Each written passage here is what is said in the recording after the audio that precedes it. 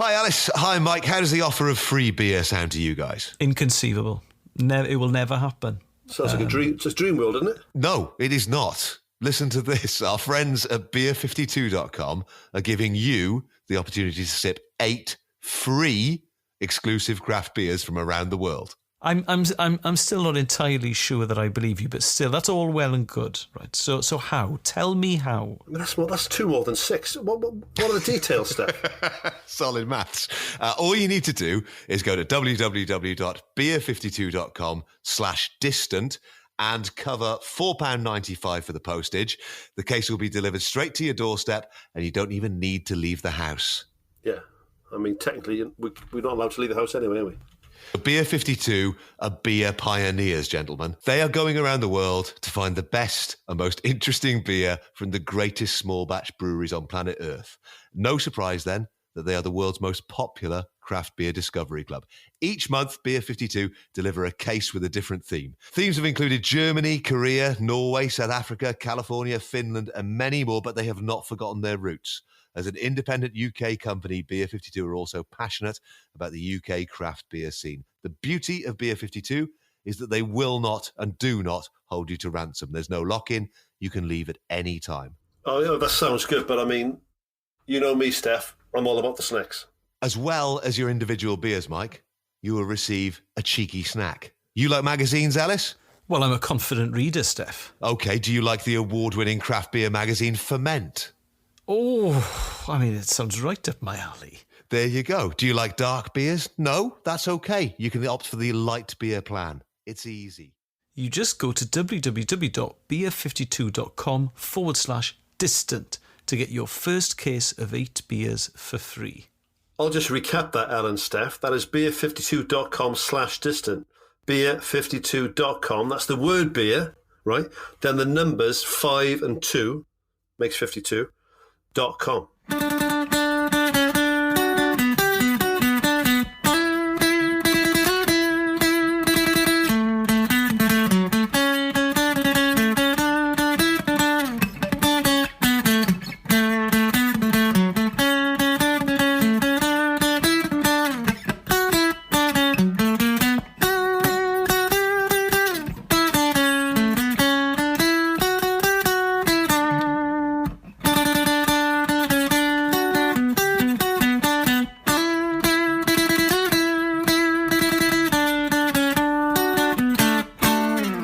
Welcome to the bar. This is the Socially Distant Sports Bar, episode 1 of our little home from home to talk about sport. It's kind of your new home now as well. We're going to be talking about old sport, of course, because there isn't any new sport at the moment. I'm Steph, and I'm in my part of the bar in Cardiff.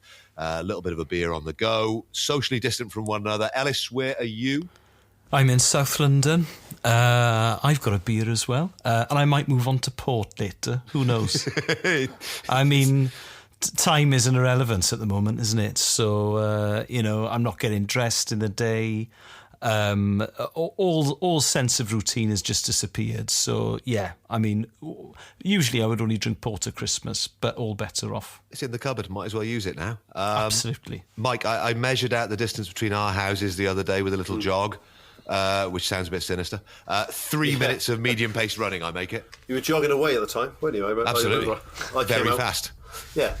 Yeah, we live close to each other, Steph. We are Cardiff residents. I'm in my bar, in my house, which, drinking a gin and tonic. Although, also... Ooh. Oh, yeah. I do like a beer as well, but I mean, I'll kick back with a beer later, but for now, to keep me sharp, gin and tonic, slice of lemon. Perfect. Excellent. So the bar I pictured as being the socially distant sports bar before we had to have a theoretical home rather than an actual home is the one that you have in the backyard. Alice, you been in the Bubbins bar? Yes, I certainly have. Okay. I mean, it's tragically, it's Cardiff's best pub, but it's not open to the public. I mean, I think when you first when we came in there, you said it was your favourite pub in the country.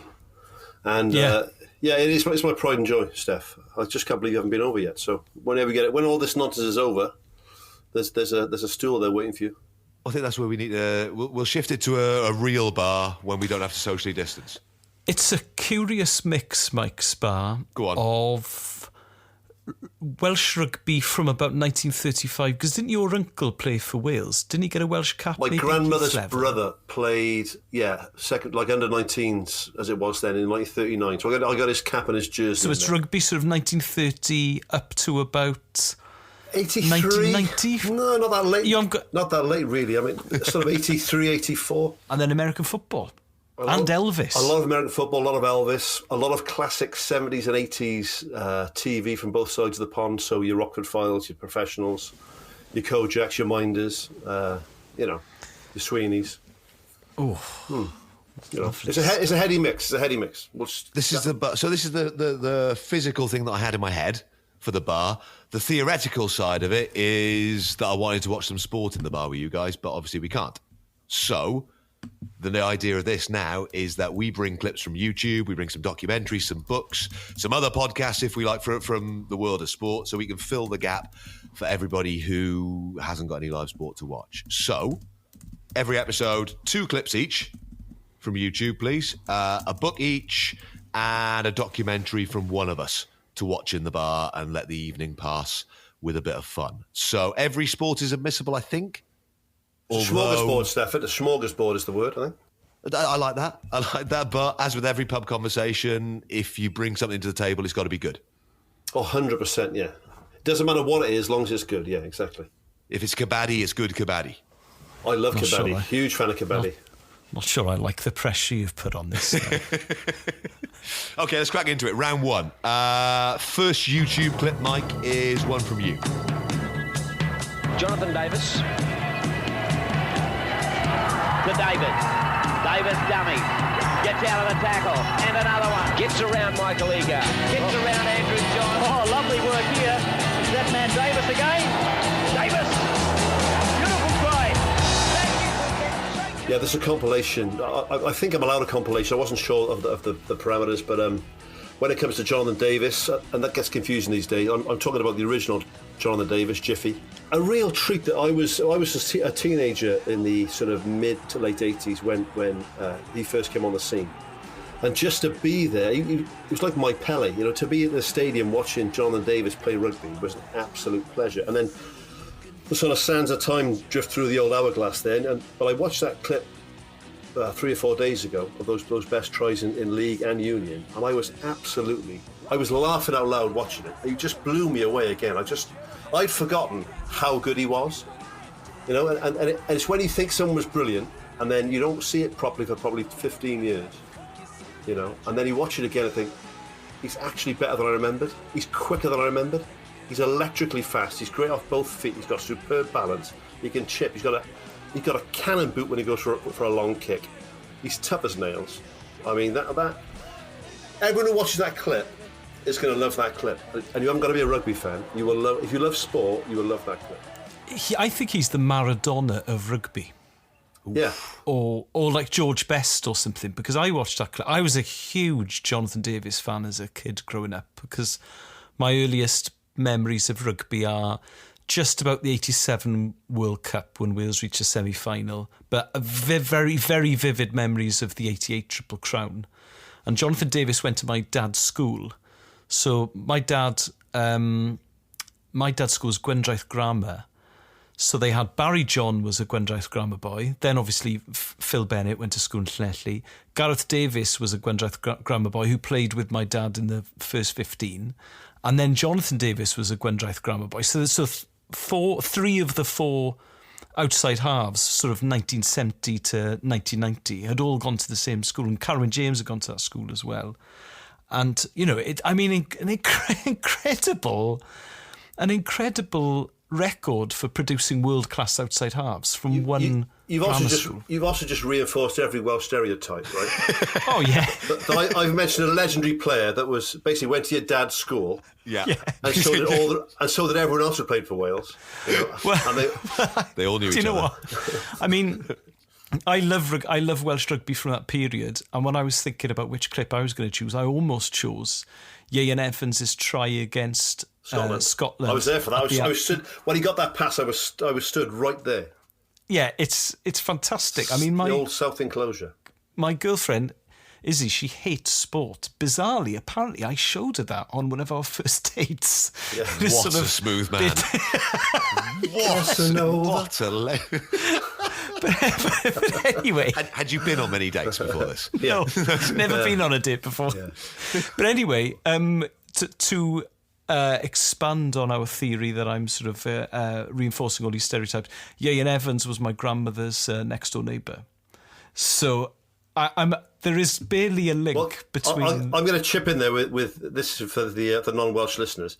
When I went to university, the person who gave me the interview for university that let me go to university with no A-levels on the provision that I played rugby for the university was Ian Evans' sister. Oh, who taught me who taught me PE? None, seriously, none. And I now teach at that university. This is every Welsh stereotype you want. Oh dear, oh God. There's only 12 people in Wales. People don't realise that. Yeah. It's not even enough for a team. The reason we have imports in the Welsh rugby team is that there's only 12 people in Wales. Oh my gosh! I worked with Jonathan for a while when I worked at the BBC, and for the first 3 years that I knew him, he referred to me as Steve. And it got past the point where I found it awkward. I just found it really irritating. And I sat down with one of the other commentators and I said, look, he's calling me Steve. And I don't know how to tell he's Jonathan Davies. How do I tell him? He went, he knows your name's Steff. He's just testing you. He thinks it's hilarious that you react every single time. And apparently he does this to a lot of people. He used to call Andrew Cotter Bill, as in Bill McLaren, for a long time, just to wind him up to see if he could break him. And I really like it as a little bit of just getting inside your mind. I think he's got a good sense of humour. I tend to go back to that clip briefly. I was trying to explain to my boy. My boy plays rugby. He's really young, obviously. But I was saying at that time when he went north, when he went to rugby league in the 80s and rugby was amateur, to basically to support his family. I think it was $250,000 he went for, which is a massive sum of money. But he went there with a price tag on his head then. So all these northern boys were only making probably 10 grand a year, and this Welsh boy comes in, never played it in his life, on $250,000, right? Everyone trying to take his head off for the first season, teach him a lesson. And they say he'll get killed up there. Well, he more than held his own. Then he ended up being a superstar in rugby league, played for Great Britain. He was a superstar for Great Britain. Then they says, you'll never hack it in the NRL, though. In Australia, that's a different kettle of fish. He goes to Australia. He's a superstar in Australia. He wins the Man of Steel in Australian Rugby League. It's the biggest regret in rugby that he never played for the British Lions. He went to rugby league before he had a Lions cap. The two that he scores in the NRL that are on this compilation, the one for Newcastle and the one for Canterbury, are, if you only know his Union career, have a look at those because they are just pace. Oh, that's right. I'll mention it again. I can't believe he was that quick. He doesn't look quick. When you meet Jonathan Davies, I've met him. He looks fit, right? Obviously, I've met him. He lives next door to me. He's my brother. Yes, his dad's my binman. No, he's very fit looking. He's ripped, right? He's got that very Welsh look about him, right? Yeah. He doesn't look like a fast bloke. He looks he looks like a fit man, right? Very fit man. He's not that tall. Like I said, he's wiry, but he is absolutely electric. And it's not just the top end speed, it's how quick he gets there. Also, he's so quick, it makes his mullet move in a unique way. Which, I mean, he should be in the Hall of Fame just for that. Yeah. It's a beautiful thing. Right, if you want to look at that one, we're going to stick the links to all of these clips that we're going to talk about up on the description of the episode. We'll stick them up on Twitter as well. We've got the very catchy Twitter tag of @TSDSB1. So it's really easy to search for. Well done, Steff. Yeah. You had one job, mate. You had one job. I had one thing to do for the show, and that was set up a Twitter account, and I went for the most difficult one to describe, to say, and to find. So it's @TSDSB1. Elle, this is your first clip into the bar. This is from a little way further back. Keegan on the inside. Van Bint's the other soccer player, and Keegan wobbling a little bit there at start, trying to put a lot of pressure on. He's wobbling all over the track. Van Bint's is just about half a wheel up at the moment, and Keegan's still wobbling, coming to the first bend, and Van Bint's comes across, and Keegan's gone! Keegan touched the back wheel, and he's gone across the track on his back. This is Kevin Keegan falling off his bike on the BBC programme from the 1970s, Superstars. which is actually, it was brought back as a reboot about 10 years ago, I think. I think Johnny Vaughan might have hosted it, actually. But it is a really, really good idea for a programme. So it's elite sports people from all sorts of different sports taking each other on in basically the decathlon, isn't it? So there's hurdling and there's a steeplechase and then all sorts. And Kevin Keegan, I don't know who he's racing, but it's a bike race. His bike is clearly not fit for purpose. I mean, the bike, a layman can tell within the first 2 seconds what's going to happen. That the bike is broken. If that was your school cycle proficiency test, you get it sent home, wouldn't you? Yeah, absolutely. So he falls off his bike and he hurts himself quite badly. But what I love about this clip is that he was, in 78 and 1979, European Footballer of the Year. Yeah. Like, he was an enormous football star. He was certainly England's most famous footballer at the time. He'd won it all at Liverpool.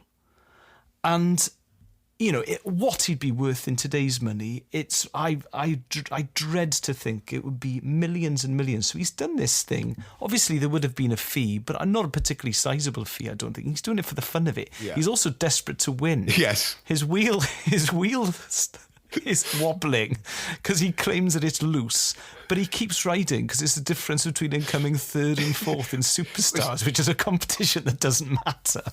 And it's a proper old red grass track as well. Yeah. You can have gravel in your wound there for weeks as well. Isn't he? Yeah. So he comes off he's buffed though, well, isn't he? He's in wicked shape in that. Yeah, he used to do crazy things, like he ran once from Doncaster to Nottingham just to see if he could do it. And then realised that he could do it, and was like, "Well, I'll never get tired again because I've run from Nottingham to Doncaster now." It's a strange benchmark, isn't it? I like the bit where they interview him at the end, and they say, "Well, that's you probably done now for Superstars." He went, "Well, no, I might do the steeplechase if it means the difference between coming third and fourth." It's like, mate, you've just gone to Hamburg. Can you imagine getting Virgil van Dijk to race against another sportsman on a bike on a red grass track for a TV show? Yeah, and for them to come off because the bike doesn't work.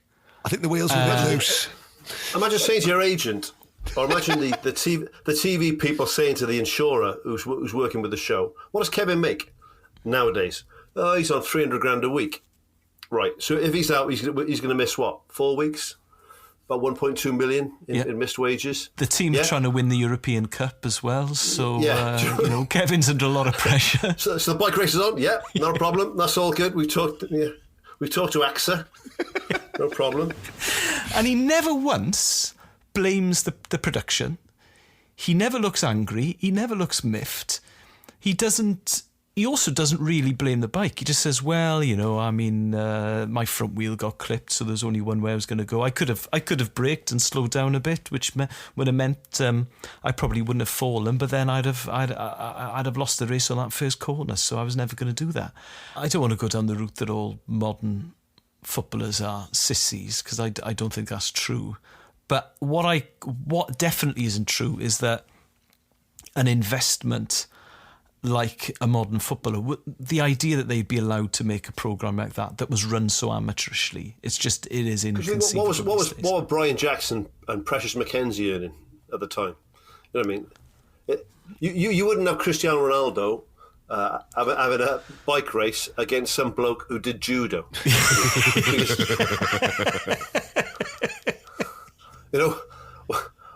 One's on a national lottery grant of about 40 quid a week, and the other one's on £350,000 a week. Stick them both on bikes, see who wins.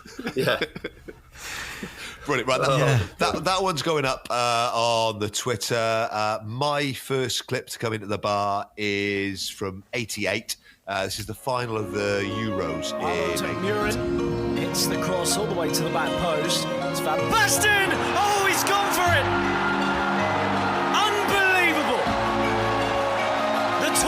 Top goal scorer has done something truly outstanding. So I've gone for this one because, well, A, it's the USSR and the CCCP shirts are just things of beauty. The shirts from this game are things of beauty anyway. The Dutch shirt from this final is that very 80s style. It's exquisite, though. And also, it was very unpopular in Holland, and it was only worn for that tournament. But then now it's one of the most iconic shirts in the history of Dutch football. And it is. Why was it not look at. Because it was modern and it was seen as a little bit brash, I think. And also, it didn't really look like Dutch shirts of the past. Because it's got that, I don't even know what the effect, what you would call that effect, but it's got that. It's very, very 1988, isn't it? Yeah, someone at Adidas got a computer program around that era and started, rather than drawing shirts, they just designed them with something that looked like it was made on like the Liverpool candy shirts from that era, which looked like they had bird poo splattered across them. It looks like something from the film Tron. Or Daryl. Oh. Now you're talking Mike's language. No final recommendation, no. Do you know, I'll go on a limb here at the risk of upsetting potential future sponsors, right? I think Adidas equipment in general is, I mean, when it comes to football shirts and rugby shirts, their shirts tend to be head and shoulders above everybody else's. Oh, we'd still accept sponsorship from Nike or New Balance, yeah, we wouldn't mean it. I mean, it's those three stripes. That Euro '88 tournament that Holland won, the first major tournament the first major championship that they won, because obviously they'd lost the finals in '74 and '78 in the World Cup. There's a really brilliant book called Football Against the Enemy by Simon Cooper, which is about relationships between different countries and how they are explored through football. So this is a quote from that book. In the Leadership Line Square in Amsterdam, people threw bicycles into the air and shouted, "Hooray, we've got our bikes back," because during the occupation the Germans had confiscated all Dutch bicycles. It is such a grudge match, Holland versus Germany, and they beat Holland. They beat Germany on the way to winning that tournament. The semis, yeah. In the semis. An enormously significant result. I suppose our own version of that is being Welsh lads. You know, when you feel that you've been... There's always that bit of extra... what's what I'm looking for? That bit of spice when we play against England.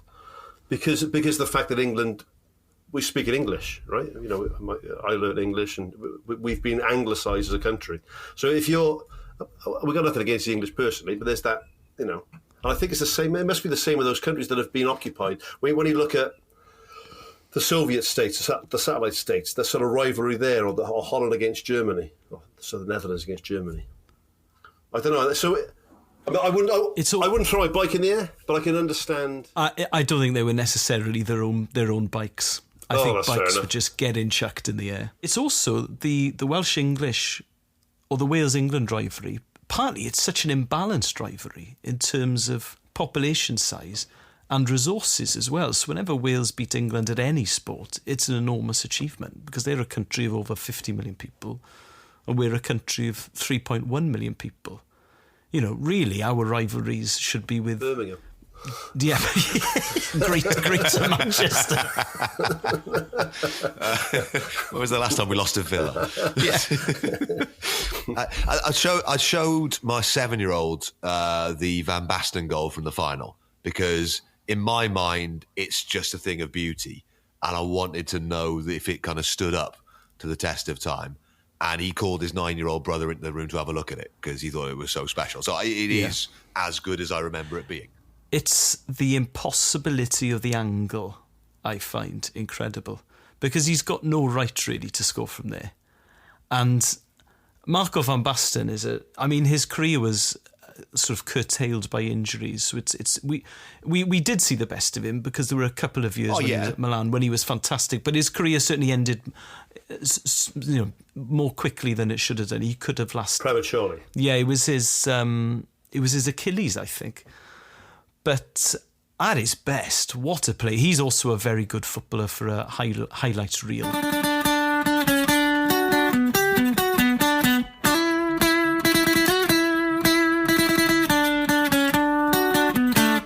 So every week, one of us is going to bring a documentary to the bar.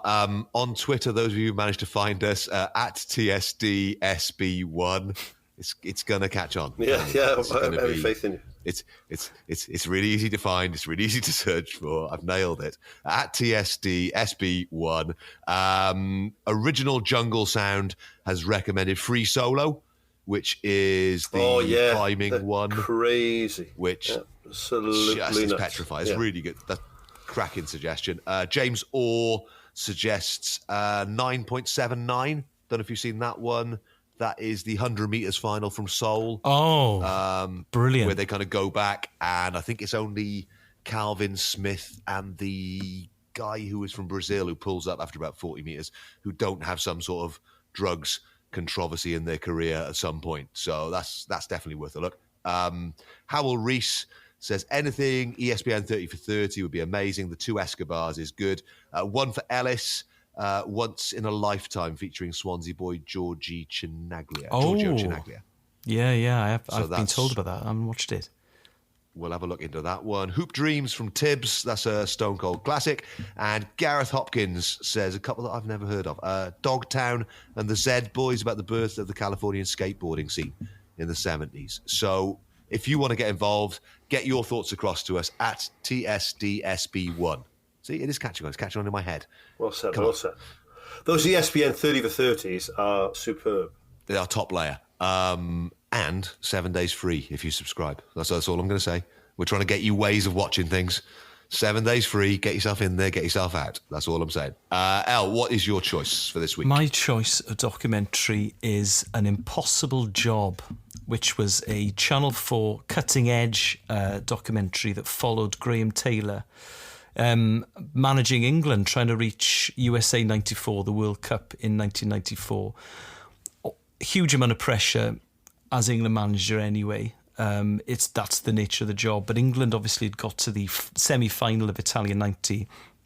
They did very badly, being knocked out in the groups at Euro 92 under Graham Taylor. Guy Lineker's final cap when he's taken off as a sub and he famously throws his captain's armband to the floor, which is his last act as an England player. Now, it really is an extraordinary documentary. So it was aired initially, or the original air date was January 1994. The idea that a programme like that, with the kind of access that Channel 4 are given, could be made now following Gareth Southgate, it is inconceivable. It is inconceivable. Graham Taylor, he wasn't a naive man. You know, he'd managed Watford to great success in the 80s, and Aston Villa as well, one of England's biggest clubs, come very close to winning the league with Aston Villa.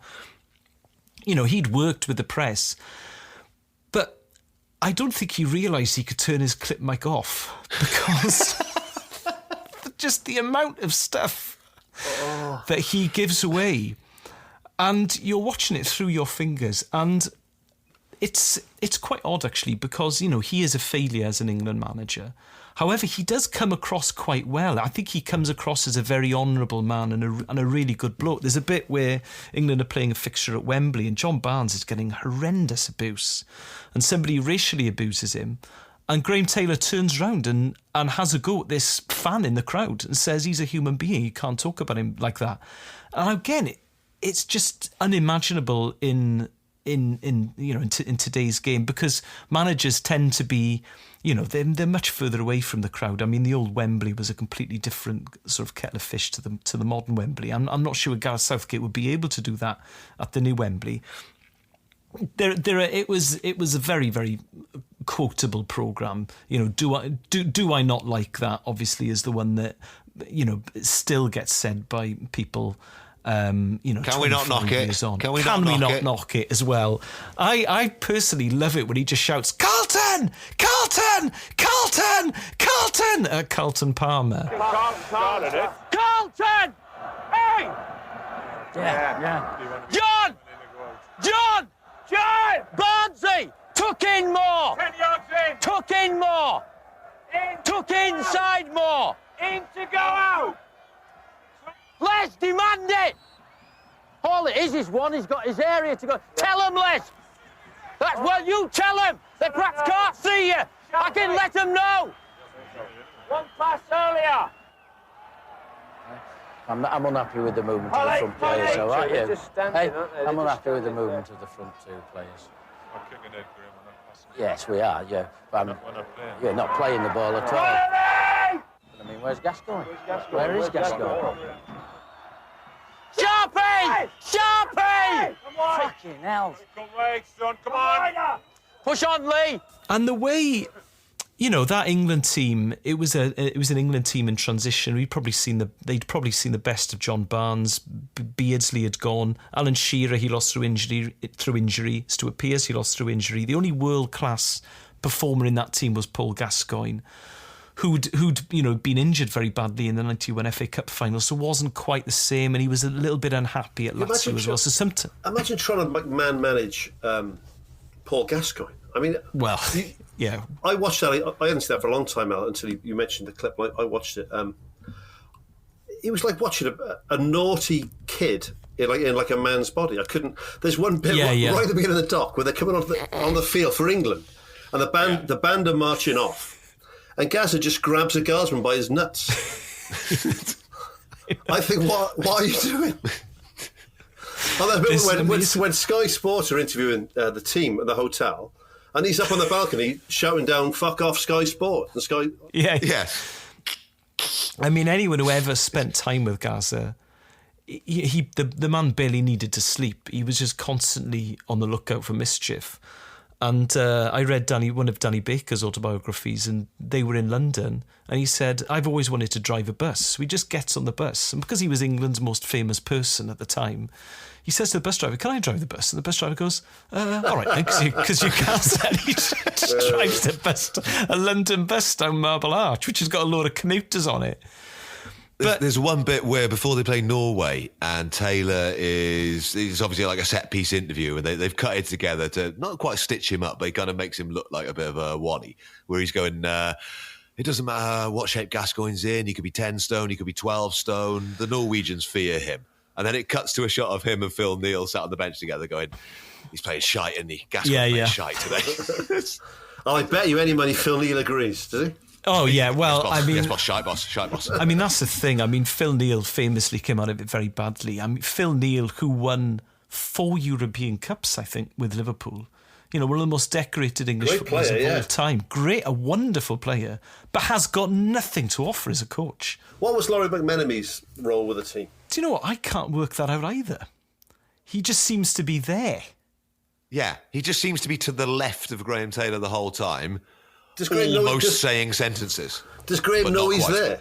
But he just sort of sits there with a blazer on, and I don't know what he does. But the bit that I cannot get over is at the end when they lose to Holland, so it looks like they're not going to qualify for USA 94, which is, in English football terms, a catastrophe. And he's been really unlucky. That England team have been unlucky.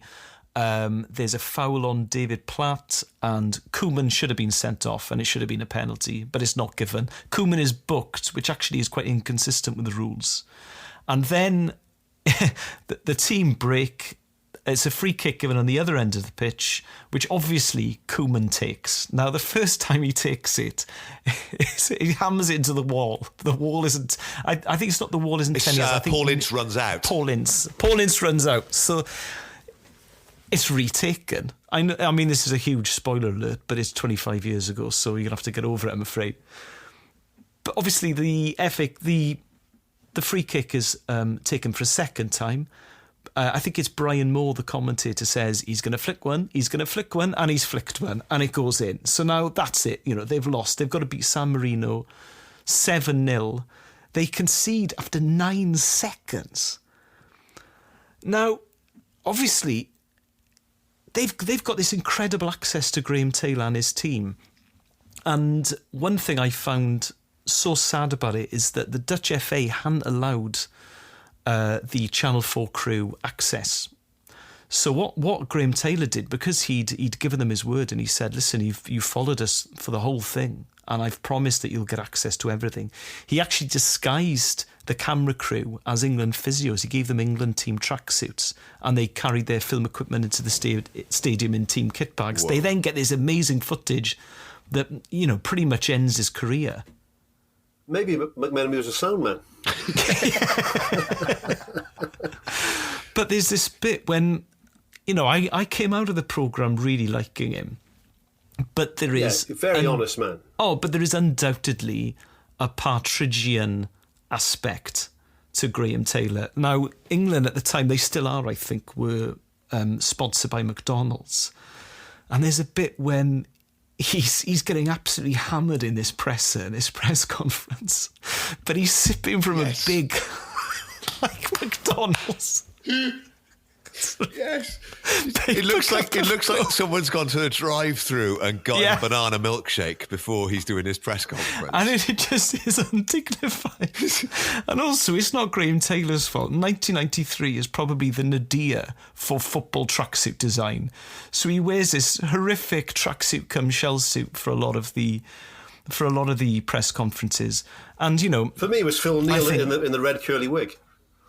Yeah, I think Taylor would have been more comfortable in a suit, but there is a Partridgian quality to him.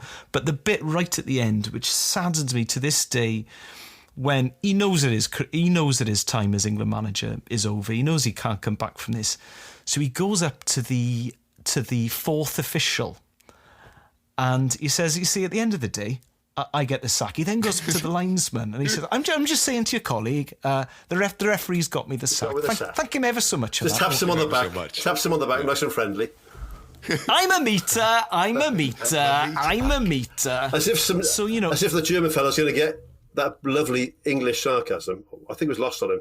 I was just saying to your friend there that the referee's got me the sack. So thanks a lot for that. He has to say something. So he goes up to the linesman and he's quite controlled. Like, he's not shouting at him and he's not screaming at him. But he just has to express the fact that because of that referee's mistake, he has lost his job. And it's one of the highest profile jobs, certainly in English sport. Oh my God, it's heartbreaking.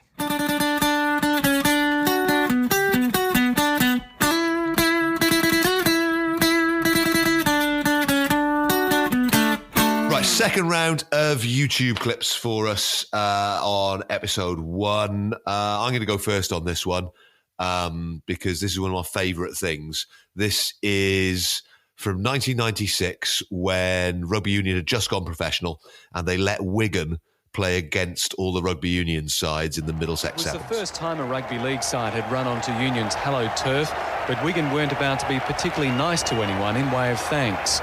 Having already embarrassed Bath in the clash of the codes, they were after more. Their first victims were second division Courage side Richmond, humiliated not just by a 47-5 So if you imagine this as a team scoreline, lineup, okay? by the ease and Martin arrogance Afire, with which Wigan Ingo played. Twiggermala, Henry Paul, Jason Robinson, Chris Radlinsky, Andy Farrell, Scott Quinnell and Sean Edwards. First round, they've got a second division side Richmond. And they absolutely... There's one bit where Martin Afire runs the full length of the pitch to score a try, stands on the try line and waits for Sean Edwards to catch up with him and chucks him the ball to score a try. It's the most wonderful and humiliating thing because it showed that... I mean, most of our South Walian kind of heroes had gone by this point and were on their way back. And we'd missed out on this whole generation of being any good at rugby union. But the golf, I didn't sort of appreciate it as a kid. But the difference between fully professional athletes... The talk of the time, and I remember that was a real period of flux in rugby when the game went open. And we all thought, certainly my mates in rugby and the people that I knew, all thought within sort of 2 or 3 years there'd been a rugby union. It would just be rugby league everywhere because they were that much better athletes. The thing I remember from that period, because, in West Wales there was no rugby league at all, I used to watch it because it was on grandstand. So by the mid-90s, the BBC had started losing the rights to the top tier of sports that they used to show on grandstand. So by the mid-90s, grandstand seemed to be largely rugby league, from what I remember. Great days. So I used to watch it, but I didn't really understand it. My dad had no time for it at all. But do you remember the clash of the codes when Wigan played Bath? Yeah, Bath against... Yeah. So this was the same... It might have even been within a fortnight of It was May 96, the clash of the codes. because I remembered Wigan hammering Bath, but I couldn't remember the score. Wigan smashed them in league and Bath beat them, but not massively in Union. So in Rugby League, Wigan beat Bath 82 points to 6 at Main Road in Manchester. And in Rugby Union, Bath beat Wigan 44 points to 19. So it was, it's pretty obvious who the superior team is in that. The whole Rugby League thing in Wales, especially, it's interesting. If you look at the history of it, there was teams in Barry, there were teams in Bridgend, there were teams like before the war, where it was a working class game, and it was very much the sort of a public school game in England, but it was the game of the collieries and the pits and the steelworks in Wales, and there was this real feeling that Rugby League was going to become the predominant code of rugby, and then after the Second World War, everything changed. But you look at the 30s, like the Rugby League in France was the same thing. It was the working class game. It was huge in France, and then basically the Nazis saw Rugby League as the communist game, because it was the workers' game. So the Vichy regime in France basically outlawed Rugby League and promoted Rugby Union and gave all the Rugby League clubs assets, stadiums, money to Rugby Union teams, and that stayed the same way through until I'm not sure they ever paid it back. And basically, it was a nail in the coffin of French Rugby League because it was outlawed under Vichy France. But I think in Wales as well, it was always seen as I don't know how they got away with it with Union. My background's Union, but how they managed to keep Union so strong in Wales. Well, a lot of it is the influence of the chapel, because what the chapel didn't like was playing sport for money. So Rugby Union certainly in the 19th century, in the early part of the 20th century, fitted in with how the Welsh saw themselves, pious, church-going, and then what happens then when all the resources are poured into Rugby Union and the Rugby Union team starts to play well, it then becomes a cultural thing. So Wales obviously beat New Zealand in 1905. They were the best team on the planet.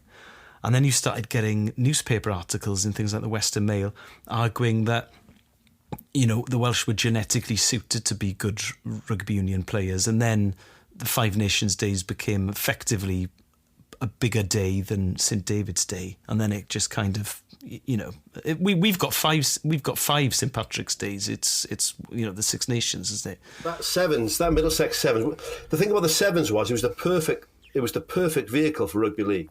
Yeah. When you take away the rucks and take away meaningful lineouts and scrums, it was just tackling, running and passing. Yeah. And watching Twiggamala in, I think it's the semi-final of it, where I don't know whether he just wants to hit a man, but his handoff, he looks like he's running towards the posts one way. There's a guy chasing him, and it looks like he's running both directions at the same time because he's simultaneously running really fast, but also slowing down to deliberately hit a man in the face who's not going to get anywhere near him to tackle him. It's beautiful, if you like that kind of thing. It also, which you do, Mike. Yeah. Sevens is so entertaining. What's your clip for round two, Mike? Right, this clip is a cricket clip. It's not very often in sport that one person completely revolutionises a sport. This is Shane Warne's first ever delivery in a test match against England on English soil. First ball in test cricket in England for Shane Warne. And he's done it. He started off with the most beautiful delivery. Gadding has absolutely no idea what has happened to it. He still doesn't know. He asked Kenny Palmer. The thing about that ball is he'd been on a couple of tests against New Zealand. I think he played against Shane Warne, but this was his first test against England on English soil. And spin bowling in general, and certainly leg bowling in particular, were basically dead in the water. The West Indies have been so powerful in the 70s and the 80s with pace bowling that it was almost seen as a dying art. And on that tour, I think Australia picked 3 fast bowlers and they thought they'd give this one spinner a chance, who was Shane Warne. And they bring on... England had started that test quite well. I think they were 70-odd for one. And then Gatting came in, put another sort of 10, 15 runs on. But quite settled, a nice start. And they bring Shane Warne on. Now, Gatting was renowned for being a great player against spin. That was his specialty, you know. And just watch that delivery, right? I mean, I've played not very good cricket, but I watch a lot of cricket. Watch that delivery, because as Shane Warne lets go of the ball, it's basically on middle stump for most of the trajectory, right? For about 15 yards. And then it just drifts sort of 2 feet outside of Gattin's leg stump to pitch in the footmarks. And he comes out to it, textbook, you know, bat down. He's going to go for bat pad. So here's the pad. He's going to be not out. It's just not pitched in line. Hits the bat. It's going to go down. And this ball must turn the best part of 3 feet and take his off stump off. The top, his off bails off. And I just love Gattin's look. Where he's come out to it. And you just see, I'm not going to swear, but he thinks, what happened then? He'd never seen anything like it. And he'd been playing cricket for 30 years, you know, and specialising against spin. It was just absolutely fantastic. I think he took 3 more that innings. Warren, I think he took 4 in the second innings. But it just changed. It changed cricket like that. And he was this good-looking, young, cocksure Aussie, you know, bleached blonde hair, oxide on the lips and on the nose. Always had a suntan, had a bit of a swagger about him, and it just made spin bowling cool. Like for us, it was always like John Embury. You know, it was like this sort of. You know, spin bowling was like for the old guys and the fatties who couldn't run up, and you had this cool young Aussie just making the ball do ridiculous things. I love watching him play, but that, you know, sometimes the sporting gods just smile on people, because imagine that your first ball in England, first Test match, and a delivery that's just known as the ball of the century. Also, he just makes, if you watch YouTube clips of Shane Warne, he makes the ball do things that you don't think should be possible. That's what I mean, even before it lands. He's a magician. There's something called, is it the Magnus effect or something? So he sort of made, like I said, he would make it drift one way and then spin violently the other direction. But he had such mastery of it. I was watching, I think some of Sky's coverage of the cricket is superb, but they do this sort of masterclass thing now and again. And they had Warne in the nets last summer, just in one of the intervals, just showing him just the complete command of a cricket ball. You know, and he's retired now, but he can still make that ball do whatever he wants to do, and he's got every delivery. So he can do the bowl the googly. He's got an off break. He's got his leg spinner. He's got his leg cutter. It's like when you watch top any sport, right? You watch a top free kick. You watch someone playing top level snooker. To have that complete mastery, it wasn't like I'm going to launch this down and hope for the best. It's like I know how you play the game. I know what your favourite shot is. And he would set the field almost every ball, right? I'm going to put this ball exactly where I want to put it and make it do exactly what I want it to do. I've read that Gattin and Gooch, who was stood at the other end when that delivery came, both individually, without telling each other, wrote letters to Warne, just congratulating him on it and saying, have a good career. Well, I just love cricket. I can't remember who said the particular quotes, but obviously Gattin was a fuller-figured man, right? Yeah. And I think one of the quotes was like, if that had been a cheese roll, it wouldn't have got past it. But what one of his mates said. And then one of his other teammates said, I can't believe a ball spanned the entire width of Gattin. So there was zero sympathy for him. But it was just, you've sometimes got to just take your hat off and say, you know, well, that was just fantastic. Because he looks at the bowler's end and just go, you can see him thinking, what happened then? Did that it? Did that take the bails off? You just couldn't believe it. You'd never see anything like it. Right, last clip for this week comes from you, Al. What are you going for? This is Barry McGuigan versus Eusebio Pedrosa at Loftus Road, home of QPR in 1985. June 1985, in fact, Shepherd's Bush in West London. And it's the night that Barry McGuigan becomes a world champion. So he was the first Irish world champion for 35 years, I think. And the reason I've chosen this clip, the entire fight, the entire programme, actually, 1 hour, 23 minutes of it is available on YouTube. The atmosphere at Loftus Road is just extraordinary. You don't really get atmospheres like that at any sporting event anymore, I don't think. So his ring walk Barry McGuigan, it takes him 12 minutes to get from the changing rooms to the ring. Now, it was shown on ITV, I think, in the UK. 19 million people watched it. It was shown on ABC in America.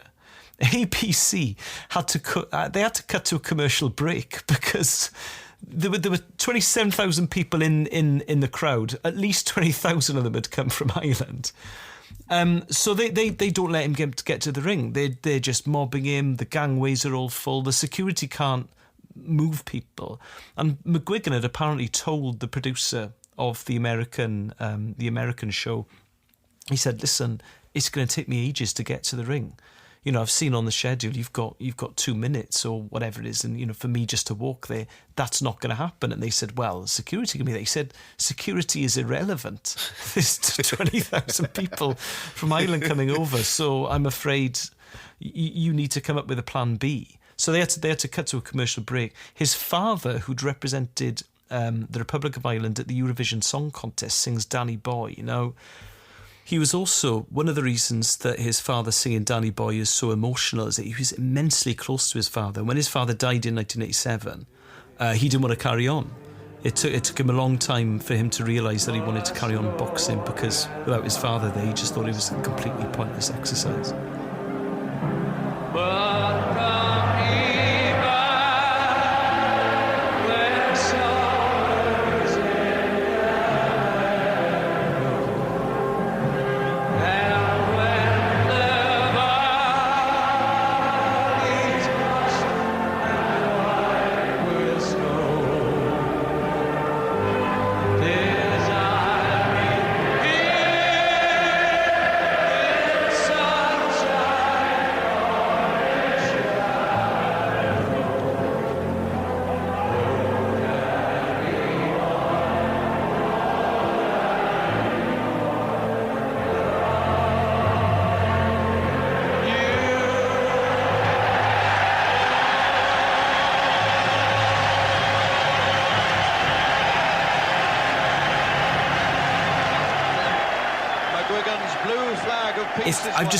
I've never seen anything like it. So if you've only got a vague interest in boxing but are a fan of a sport, I would really recommend this clip. I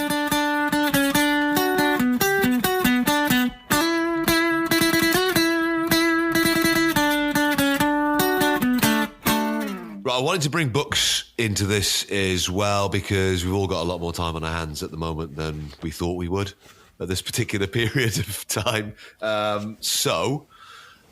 Sports books that can get you through a day, 3 days, 4 days, whatever it is on your lockdown. Mike, what have you got? Right, so this touches on, we mentioned earlier, my penchant for the 70s. This is called Life of Evil. It's the Evel Knievel story by Stuart Barker. A very, very, very complex man, Evel Knievel. Basically, from a little place called Butte, Montana, middle of nowhere. You know, grew up very poor and just became this daredevil. Basically, invented himself. And I remember as a small kid watching him do his jumps and usually crash, right? Which he didn't. He tended to crash, but I mean, and we loved him for it. We talk about atmosphere. I mean, 75,000 people in Wembley in 1974 or 5, I think, watched him nearly clear a few buses. And he crashed again then. The thing about it was like, I think failing gloriously in the 70s was a big deal. You know, we love Evel Knievel because he just kept getting on a bike and kept crashing. Same reason that we love, you know, everybody could tell you how many operations and pins Barry Sheen had on his legs. You know, that was a big deal as well. I've got a few quotes here. It's a fascinating book. He doesn't come across as a nice bloke.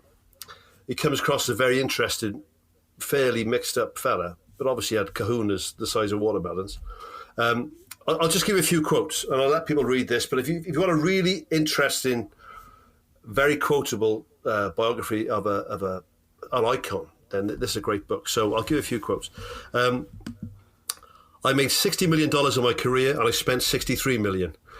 But I'd rather live a rich man than die a rich man. Right? So I love that one. Because he used to have like this cane. He had this cane with a crystal top, and there was always like 2 shots of Wild Turkey whiskey inside his cane, right, wherever he went. So He says this is him saying, Evel Knievel was a character I created. He was even hard for me to live with sometimes. He wouldn't do anything I told him to, the dumb son of a bitch, right? That's talking about himself, right? Now, that's really in character, isn't it?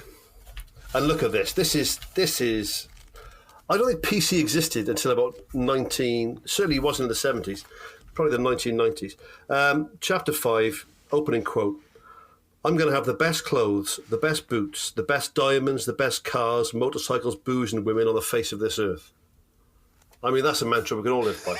You know, I mean, when the shutdown's over, mate, that's what I'm doing. So mine kind of ties in with what Elis was talking about earlier with the Barry McGuigan clip. It's by Donald McRae, who writes a lot in The Guardian, writes a lot for Boxing News. It's called In Sunshine or in Shadow, and it's about boxing during that period. So it's all about how Northern Ireland basically got behind boxers regardless of where they were from. It kind of went through that divide, and I'm fascinated by boxing, and I'm fascinated by the troubles in Northern Ireland. There's this one story about how Ireland, because if you're a boxer from Northern Ireland, you fight for Ireland. You box for Ireland, apart from in the Commonwealth Games, where you have to box for Northern Ireland. So there'll be plenty of Catholic fighters like McGuigan who fought for Northern Ireland during the Commonwealth Games, fight for Ireland at the Olympics. That's kind of how it works. So there's an amateur boxing show that's organised between East Germany and Ireland, and they want it to take place on the Shankill Road. So they want Irish boxers in green vests on the Shankill Road in a boxing club there. So the guy organising it has meetings with all of the paramilitary organisations. He sits down with the UDA, the UFF, the UVF, the IRA, the Provisional IRA, and they all say, fine, it's all good. So they check in all their guns on the way in. No guns allowed. There's an atmosphere. What's it called, Steph? It's called In Sunshine or in Shadow. And it's McGuigan's first time fighting in an Irish vest. And there is no trouble at all, to the point where the RUC say to the organisers afterwards, if we could have one of these every night, this would be fantastic. It's right up my alley. Wow. It's an amazing story. The entire book is full of stories like that. I love Donald McRae. It's well worth it if you've got the time. Wow. The book I have chosen is McIlvanney on Boxing, by Hugh McIlvanney, who is the only sports journalist to have won Journalist of the Year. He is the greatest sports writer ever, in my opinion. So he was at The Observer for 30 years, and then he was at the Sunday Times. So this is a collection of his articles from The Observer and the Sunday Times, going right up from Henry Cooper fighting Ali at Highbury in the 60s, up to the late 90s, I think. So, yeah, so the first article is Ali versus Cooper from May 66, and then he covers, Ali's... if you're a fan of Ali, this book is fantastic, because the stuff on the Thriller in Manila and the Rumble in the Jungle is all brilliant. But he's such a good writer, so I've got a couple of quotes for you. This is about Bruno's ring walk when he fought Tyson in 1996. Walking taut-faced and dry-mouthed from the dressing room to that illuminated square of canvas amid a bedlam of exhortations, crossing himself repeatedly like a cardinal on speed. you could just, I mean, I'm not knocking Frank Bruno. I'd have been terrified myself. But that perfectly sums up how terrifying it must have been to fight Mike Tyson. Bruno gave the impression that the enormity of what he was undertaking was suddenly being borne in on him. Now, every time I read that paragraph, I think, imagine walking to the ring to fight Mike Tyson thinking... In his pump. Oh, God. I've trained for 12 weeks for this. And the realisation has only just hit me. He's an absolute animal. I'm about to get kicked in badly in front of thousands and millions of people. I'm assuming we'll have a lot of Welsh listeners to this podcast. He is fantastic on Welsh boxers as well. So there's a great article on Howard Winston from Merthyr. But he writes about Johnny Owen, who tragically lost his life boxing. His personality was a small cloud of reticence until he entered the ambience of boxing in a gym or an arena. Once there, he was transformed from a 24-year-old virgin whose utterances tended to come in muffled monosyllables into a confident, skilled practitioner of a rough but exciting trade. It may be, as I suggested in the hours after seeing him disastrously injured at the Olympic Auditorium in Los Angeles, that Johnny Owen's tragedy was to find himself articulate in such a dangerous language. Wow. I mean, he is a fantastic writer. So his book on football as well is tremendous. McIlvany on football. I would recommend that as well. Right, we're going to be back with another one of these as soon as we can. Another socially distanced sports bar will be headed your way. The theme music, by the way, has been played for us by someone who is probably too talented to have bothered to have done a theme tune for us. We're going to call them the secret guitarist for now, but I want you to guess who it is. So if you go to the reviews section of wherever you're listening to this, give us a 5-star review and then stick a name in of a guitarist who you think it might be. Go big, because it's bigger than you think it might be. On Twitter, we are at TSDSB1. It's going to catch on, okay? Yeah. It's going to catch on. It's fine. At TSDS. I can't even say it. That's how bad it is. At TSDSB1. Tustuba one. Yeah, there we are. Easy. There you go. Cool. See? Yeah. See? We're the Tustuba boys. Yeah. It's not. No, we're not. They're different guys. We're the Tustuba one. Oh, boys. Yeah, of course. We didn't even get Tustuba. No, that was already gone. We're going to talk about beers on the episode next time. So get your suggestions in on what we need on tap in the bar. We need 2 beers on tap. The guys at Beer 52 are going to provide us with the bottles and cans. And the code you need for that, beer52/distant, to claim your 8 free beers. Right, we'll be back with another one. Thank you very much, gentlemen. Enjoy your isolation and your distance. Cheers, Steph. Cheers, Al. Goodbye. Thank you.